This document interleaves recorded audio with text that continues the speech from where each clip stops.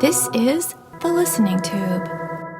Hello, welcome to Season 3, Episode 3, and thank you for putting your ear to The Listening Tube. I'm your host, Bob Woodley. On this edition, we'll hear about the origin of the U.S. Constitution and when the Second Amendment first came under attack, the Emperor of the United States, and California's misguided energy policies. But first, Not the headlines! many parts of the world are experiencing record droughts this year.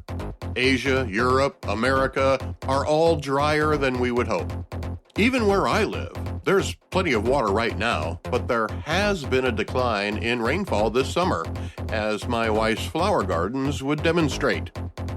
Fallen river levels in Europe have exposed sunken ships from World War II, and low water levels in Nevada's Lake Mead has revealed 55-gallon drums with dead bodies in them. I could go off on a tangent here about the wisdom of storing a large body of water in the desert, but I won't. A lot of the world's seasonal water supply comes from melting snow that flows down the mountains to where humans can put it to good use. But the bulk of it is supplied by rain. The simple yet complex cycle of evaporation and regeneration in our atmosphere brings water to most parts of the world, some more than others. There's so much water in Pittsburgh, Pennsylvania, that one of the hotels there doesn't care that their sprinkler system sprays water out onto the sidewalk and the street, rather than on the grass and shrubbery it was designed to hydrate. When I lived in California around 1990, you could get fined for that, and for washing your car, or actually watering your lawn. It's even more critical there now. Neither the snowpack nor the rainfall have met expectations for years. Other than the folks in Jackson, Mississippi, just about everybody is hoping for more rain. We'll get back to Jackson in a bit. But according to a recent report published in the journal Environmental Science and Technology, even if it does rain, you're not supposed to drink it. Wait till my dog finds out. I don't know what she'll say, but I'm sure she'll say it with her eyes. The research done by the University of Stockholm says there is now no place in the world where it is safe to drink rainwater. It's all because of man-made chemicals called per- and polyfluoroalkyl substances, or PFAS. There are thousands of them, and they're used in all kinds of consumer products like nonstick coatings and rainproof clothing to furniture and cosmetics.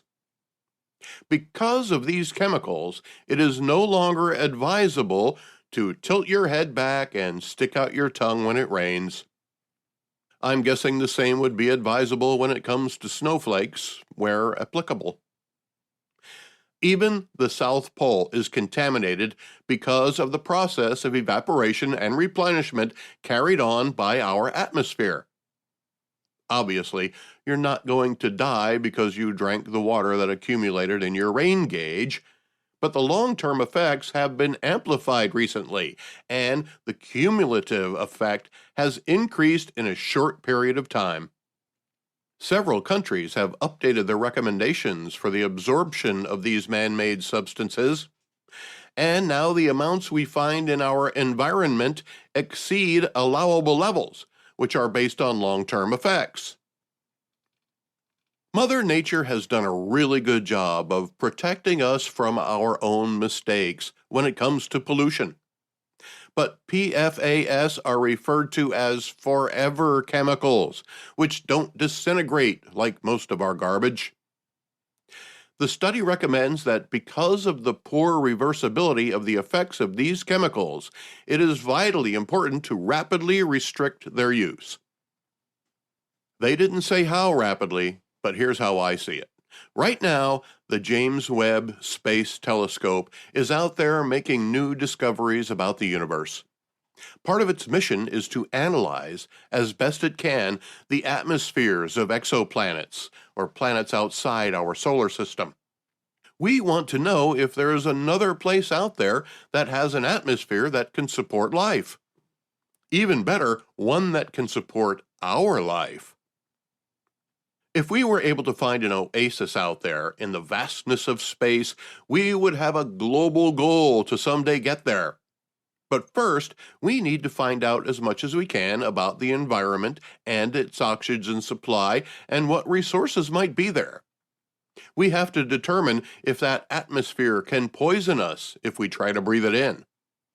We also need to know if anything living there already might eat us for lunch, but that's another subject. The fact is, if we were on another planet right now and we had the James Webb Space Telescope looking at us as a place for our species to carry on, we would say, nah, all because of the man-made forever chemicals in our atmosphere. In fact, the study even uses the term separate planetary boundary, which we have crossed. We are literally living on a world that our standards would not allow us to accept as a gift.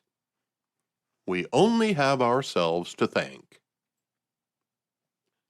That's the same thing a civic leader in Jackson, Mississippi said about the flooding there and how it's disrupted their water supply.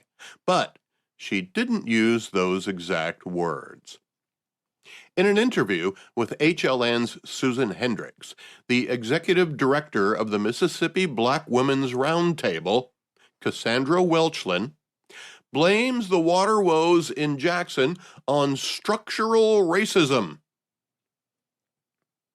When she said it, I thought, well, it is Mississippi. It's probably true. For a moment, I began to imagine how a white hierarchy in local government may have taken measures to keep the water working in white neighborhoods while maybe neglecting the black neighborhoods. But then she went on to explain exactly what she meant. Take a listen for yourself.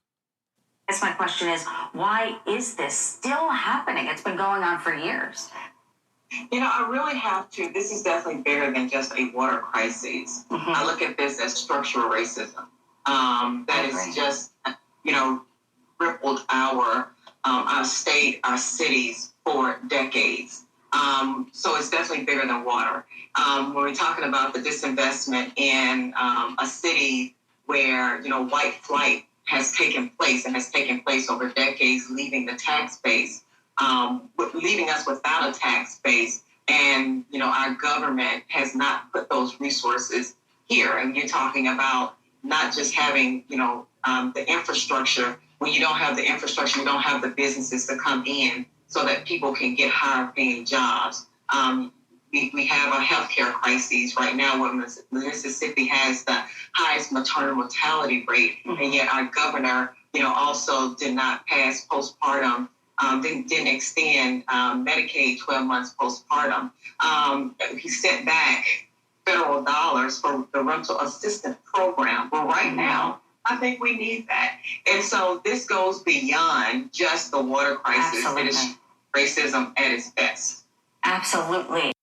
So Cassandra isn't blaming the racism on the white people who are still there. She's blaming the white people who left. Because they did, the city was left with no tax base. She made it sound like only white people pay taxes. And because the white people left, the city of Jackson can no longer afford to maintain city services, and the federal government hasn't replaced the funds. That's not racism. And it's a shame Susan Hendricks didn't push back on it at all, and even agreed with Ms. Welchlin when she said it was racism at its best. That's the sad part. Our news media is frightened to call out false claims of racism. That leaves anyone other than a white person able to claim racism and instantly bring attention to an issue by the press without having to answer as to why they're claiming it's racism. She is literally blaming white people who don't even live there anymore, who haven't lived there in years, for the city's problems. And it's not just anybody who moved out, but only the white people. And it's the government's responsibility to replace the local tax revenue that's been lost with federal tax money from the rest of us. Now, I certainly have sympathy for the people of Jackson, Mississippi, for the hardships they're going through right now. It's clear that the city hasn't kept its promise to maintain services necessary for their safety and health. But to blame the white people who moved away and the federal government not replacing lost tax revenue for the current situation there is both racist and socialist. For somebody to claim racism because the white people moved away is just a sad way to draw attention to a catastrophe that already had as much attention as it could possibly get. Sadder still is using a catastrophe to try to draw attention to herself by claiming the catastrophe was caused by racism. The city of Jackson, Mississippi has an overwhelming black majority. Over 80% of residents are black. The population has fallen by 26% since 1980. Every other similarly sized city in America is growing.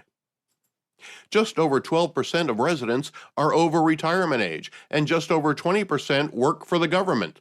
Plus, the unemployment rate is a little over 11%. That means about 44% of the residents of Jackson, Mississippi rely on the government for their income. Now, I know that government employees pay taxes, but they earn much more than they contribute. All of us who work do. Is it any wonder there isn't a tax base to maintain city services? Just a little over half of the population there contributes more than they receive. Still, Cassandra doesn't blame the people who live there for the problems facing the city. She blames the white people who don't live there anymore. This isn't the result of structural racism. It's the result of mismanagement and a reliance on federal assistance to overcome it. Let's go back through the listening tube. This week in 1620, the Mayflower starts her voyage to North America. Not a lot happened in what is now America between the time Columbus arrived in 1492 and the establishment of Jamestown in 1607. The Mayflower is celebrated because it was symbolic of the freedom found in America by people seeking an escape from religious persecution. The fact that the Native Americans helped them survive by teaching them about food gathering and other means of survival during the harsh winters added to the legend. The American holiday of Thanksgiving traces its roots all the way back to the Pilgrims, who landed at what is now Plymouth, Massachusetts. So while the Pilgrims and Native Americans worked together in 1620, it wasn't until this week in 1778 that the Treaty of Fort Pitt is signed. It's the first formal treaty between the United States and a Native American tribe, the Lenape, or Delaware Indians. I recently had the privilege of touring the Fort Pitt Museum. My wife and I were in Pittsburgh and actually looking for a museum to visit. We were in the market area and even used her phone to see if there were any museums nearby. We couldn't find one. So I suggested we walk down to the point where the three rivers converge. Lo and behold, we came across the Fort Pitt Museum. It was a welcome sight, as my wife and I enjoy visiting museums when we travel, and it was a very hot June day, so an air-conditioned museum was a perfect respite from the heat. We learned about the fort, saw tools and muskets and other memorabilia from the early days of its history. We also learned about the vital role Native Americans played in the formation of a young country. I have one souvenir from my visit there, a small hardcover book containing the Constitution of the United States, as well as all of the amendments. Speaking of the Constitution, it was this week in 1787 that the United States Constitution is signed in Philadelphia, Pennsylvania. It had many influential signatures on it when it was sent to the 13 states for ratification. Once the ninth state did so, it was granted legal power. James Madison contributed the most to the document and is considered by many the father of the Constitution. George Washington signed it, as did Benjamin Franklin, who is among only 6 people to sign both the Declaration of Independence and the Constitution. The Constitution is a living document, subject to amendments as seen fit by enough states.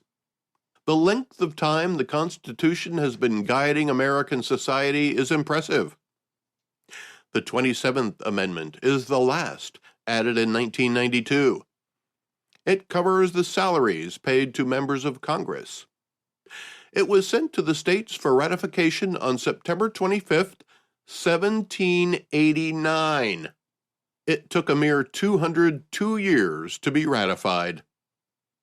Most people would consider the week of July 4th as the most patriotic week on the calendar of American holidays, and they'd be right. But this week in American history certainly stands out, as it was this week in 1788 that the Philadelphia Convention sets the date for the first presidential election in the United States, and New York City becomes the country's temporary capital. If that's not the icing on the cake, it was this week in 1814 that the poem Defense of Fort McHenry is written by Francis Scott Key. The words of that poem will later become the lyrics of the Star-Spangled Banner, America's national anthem.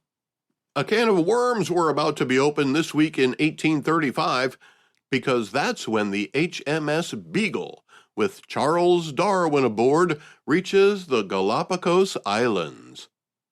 That would lead to his theory of evolution and the Scopes monkey trial, which, as has been mentioned here before, became what was perhaps the biggest show trial in American history. It all began with the length of bird beaks. This week in 1848, Vermont Railroad worker Phineas Gage survives a 3-foot-plus iron rod being driven through his head. Although the headline always mentions the length of the rod, that's more or less irrelevant. The circumference of the rod is what matters. That was 1 1/4 inches, or 3.2 centimeters. The rod entered his head just below the cheekbone on his left side and came out the top of his head, landing about 80 feet behind him. He was tamping gunpowder with the rod when it struck a rock and sparked the gunpowder, causing the tool to become a projectile.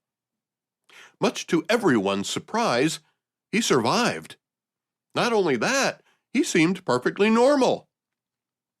A little over a week later, he seemed to be suffering and was barely conscious. His death seemed imminent. He lived another 12 years, returned to work, and his memory didn't seem to be affected at all. Except for his personality. The people who knew him best claimed he was no longer the same guy. It was claimed that he became unreliable and disrespectful. The fact is, so little was known about the man before the incident that we don't really know if he was already unreliable and disrespectful. Nevertheless, the perceived effects on his behavior and personality stimulate thinking about the nature of the brain and its functions. Despite extensive research and discovery about the human brain, there has been nothing yet to dispute the theories of lame for life and you can't fix stupid. This week in 1859, Joshua A. Norton declares himself Emperor Norton I of the United States. Wait, what? I'm going to look that up. He's gonna look it up. He's really gonna do it. I want the truth! You can't handle the truth! When you think of the wackiness of the city of San Francisco, you might believe it started in the 1960s with the counterculture movement and the introduction of LSD, the hippies, and flower power. You'd be wrong. In 1859, Joshua Norton not only declared himself Emperor Norton I of the United States, but also Protector of Mexico, according to Wikipedia. He was born in England, raised in South Africa, spent some time in Boston before ending up in San Francisco. It didn't take long for him to find a niche as commodities trader and land speculator. He became rich. He lost a fortune trying to corner the rice market caused by a famine in China. That was just a bump in the road. He reinvented himself and declared himself emperor. He even issued his own currency, which was accepted at establishments he frequented. He made proclamations that were celebrated by the citizens of San Francisco. He called for the end of the United States Congress and was the first to envision a connecting bridge or tunnel connecting San Francisco to Oakland. The Bay Bridge does that now. Local merchants sold Emperor Norton souvenirs. He died after 21 years of being Norton I, Emperor of the United States. He certainly can't compare himself to the late Queen Elizabeth II of the British Empire, but his biographer, William Drury, claimed that San Francisco lived off the Emperor Norton, not Norton off San Francisco. This week in 1916, during World War I, tanks are used for the first time in battle, at the Battle of the Somme. This week in 1920, the American Professional Football Association, later renamed the National Football League, is organized in Canton, Ohio. Now the home of the Pro Football Hall of Fame, it's a destination for football fans from around the world. I visited 4 times myself, the first of which was for the induction ceremonies in 1993. The last time was the week of the Super Bowl in 2020, just before the COVID-19 pandemic. I paid a little extra to get in a guided tour group. Much to my surprise, I was the only one who signed up that morning, so I ended up with a private tour of the place. Coach Coos, as he's known, was a gracious host, spending a large part of the morning with me, telling me the history of some of the exhibits, talking football, and just enjoying each other's company. The highlight was when I got to accompany him down to the archives to return a crate of helmets from different eras of the game that we explored. This week in 1935, Nazi Germany adopts the new national flag featuring the swastika. Prior to that, the swastika had a positive image as a symbol of good luck in much of the Western world. The swastika still holds that meaning in Hindu and Buddhist countries like Nepal, Thailand, and Japan. It's still a positive symbol among the Navajo people of America. The swastika symbol was first found in Ukraine and dates back to 10,000 years before Christ. For most of us, though, the swastika is now a symbol of Nazism, anti-Semitism, and white supremacy. The swastika symbol is now illegal in Germany, as well as some other countries. In the United States, though, the First Amendment to the Constitution prohibits making a law against such symbols. While we're on the subject, this week in 1935, the Nuremberg Laws deprived German Jews of citizenship. The concept of denying citizenship because of religious beliefs isn't new, nor is it that old.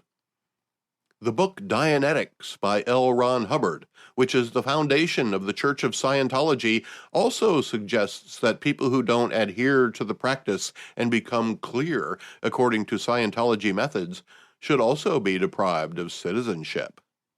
This week in 1959, the first successful photocopier, the Xerox 914, is introduced in a demonstration on live television from New York City. And in 1961, the United States National Hurricane Research Project drops 8 cylinders of silver iodide into the eye wall of Hurricane Esther. Wind speed reduces by 10%, giving rise to Project Storm Fury. It was thought that the silver iodide would freeze the supercooled water in the storm, changing the structure of the storm. It seemed to work at first, but later research showed that the effect was natural and not caused by the silver iodide. The experiments ended in 1971, but along the way, we learned a lot about hurricanes and got better at forecasting them and their characteristics. This week in 1966, United States President Lyndon B. Johnson, responding to a sniper attack at the University of Texas at Austin, writes a letter to Congress urging the enactment of gun control legislation. 2 years later, he got results that limited the interstate transfers of firearms to only licensed manufacturers, dealers, and importers. Since then, gun control has been a hot-button issue, with the federal government, individual states, as well as many municipalities creating their own gun laws. Proponents of the Second Amendment to the U.S. Constitution, guaranteeing the right of Americans to keep and bear arms, are in a constant battle with those who wish to strip away that right. Every mass shooting that happens reignites the fury of gun control advocates. Nobody seems to have a solution to the problem of mass shootings that respects the Second Amendment. Our own president mocks the Second Amendment, theorizing that owning a gun won't stop a tank or a jet fighter available to the federal government. It's threats like these that many believe reinforce the need for protection of gun ownership. And this week in 1981, the Senate Judiciary Committee unanimously approves Sandra Day O'Connor to become the first female justice of the Supreme Court of the United States. The listening tube will return at the speed of sound. Contact the listening tube by calling 570-601-1101 or by email thelisteningtube@outlook.com. It's always fascinating to hear or read about ancient artifacts that are revealed by the melting of ice sheets in the extreme latitudes, be they north or south. That's why glacier archaeologists, who are part of a team called Secrets of the Ice, were excited to find almost perfectly preserved arrows from the Iron Age, including the pointed arrowhead made of iron and the fletching made of feather. This area of Norway has been revealing more secrets as time goes by because the ice sheet keeps retreating. It's revealed more than 200 feet of Earth since 2013, and arrows from different eras have been found there by researchers. The Iron Age arrow is about 1,500 years old, but that's not the oldest. An arrow from about 4,000 years ago, the Stone Age, was also found at the site, as well as one that dates back to about the year 600, which had an arrowhead made of antler. The explorers at the site feel confident that they'll discover more ancient armaments as they continue to scour the exposed areas. The weather this autumn promises to be ideal for exploration. That's great news for the archaeologists who choose to work there. It's not great news for the ice sheet itself.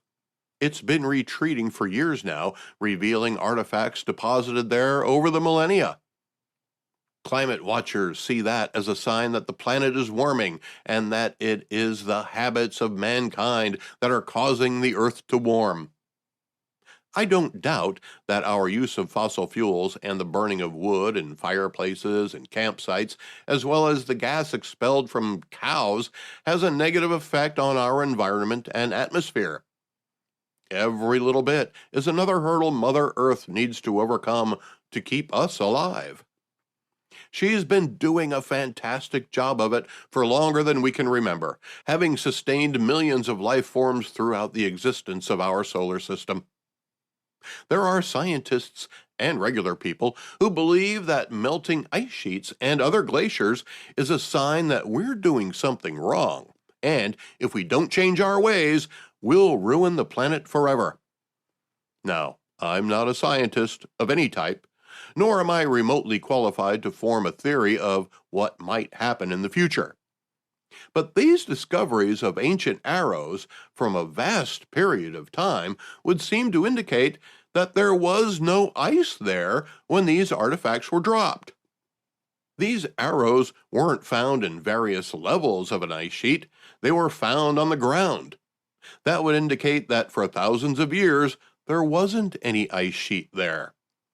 People traveled there by foot and later some by ski, as ancient skis were also found by the secrets of the ice crew. Maybe people back then had to migrate south to avoid the growing ice sheet, gradually taking away the land they called home.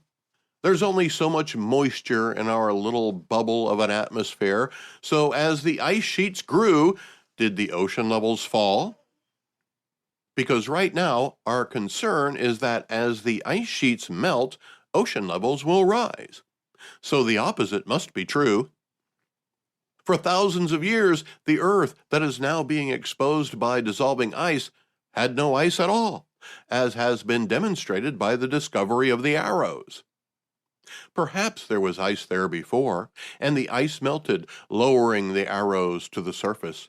But the ice began to accumulate again, and is again retreating. This would indicate, to me anyway, that the current melting may be part of a cycle that our history hasn't yet witnessed. If it is, that would demonstrate that mankind has been able to overcome the changes to our environment, and so has our planet. Should we take measures to reduce or ideally eliminate our negative impact on our atmosphere? Absolutely. We want the human race to exist on this planet for as long as possible. The fact is, we probably won't last as long as the planet itself, and we're probably a blip on the radar of a satellite of a star in a vast galaxy that's part of a vast universe. That doesn't mean we shouldn't take care of it, nor does it mean we shouldn't take advantage of the resources our planet provides. There are responsible ways to do that. There are also ways we're told we'll do that, but I'm not so sure. California is leading the other states to mandate the sale of new cars be limited to electric cars as a way to control climate change and the use of fossil fuels.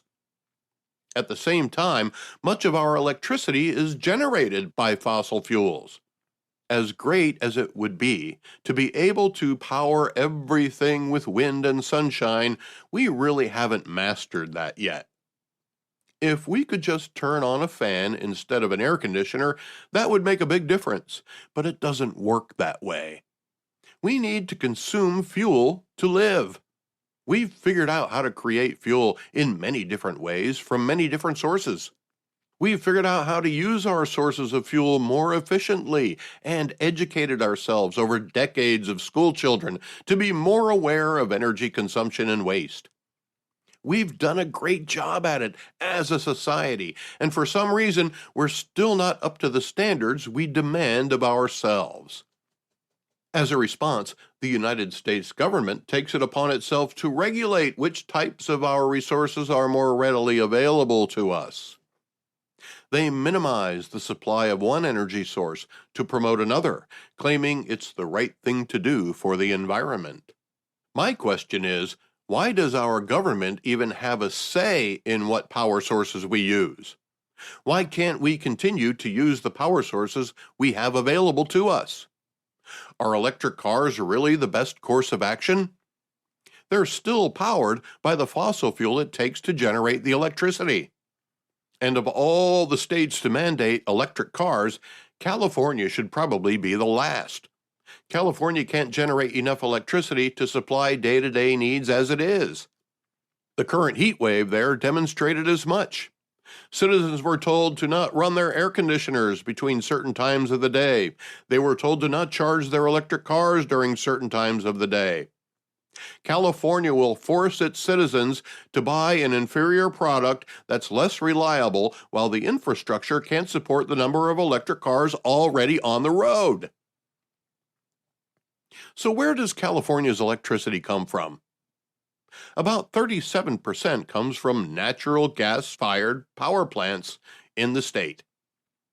The 3 that power Los Angeles are slated to be shut down by 2029. There's only 1 coal-powered plant left in the state. What California is doing is shifting the negative environmental effects of fossil fuels to other states. Since California already uses more electricity than it produces, 18% of California's electricity comes from a coal-burning power plant in Utah. Southern California Edison also owns a stake in another coal-fired power plant in New Mexico. California also gets more than half of the electricity from the Hoover Dam on the Nevada-Arizona border. After years of drought conditions, the water levels of the lake that feeds the dam's turbines is dangerously low, posing a very real threat to that source of electricity. California doesn't care about global warming. They only care about keeping the pollution out of California.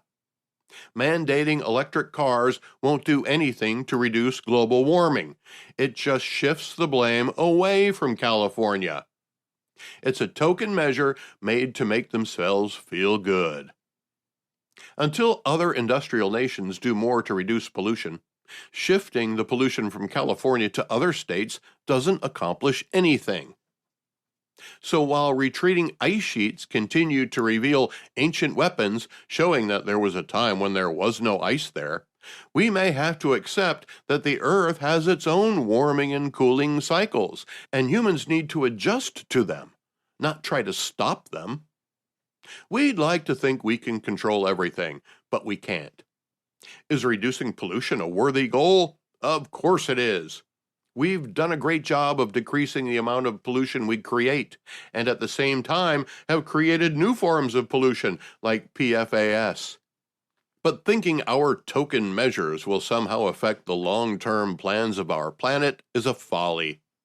State and federal governments dictating which power sources we're allowed to use is merely a way for politicians to pacify radical environmentalists. Restricting the availability of fossil fuels without having another dependable source is a measure that will result in hardship and suffering in the short term, without any evidence that it will have long-term benefit. We need to put all of our tools to good use, not just the ones certain people want to force on the rest of us. Restricting our power sources will have a negative effect on our economy, our security, and our comfort. Maybe someday the world will run on clean, renewable energy, and that'll be a good thing. But that someday is not today, nor is it tomorrow. Pure energy.